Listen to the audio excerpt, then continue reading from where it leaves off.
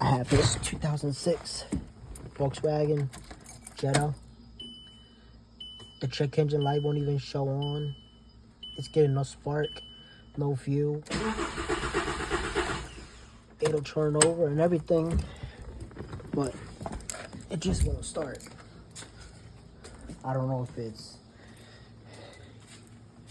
ECU. The ECU is good. I'm getting power. I'm getting grounds. I've checked all the fuses. I can't figure it out.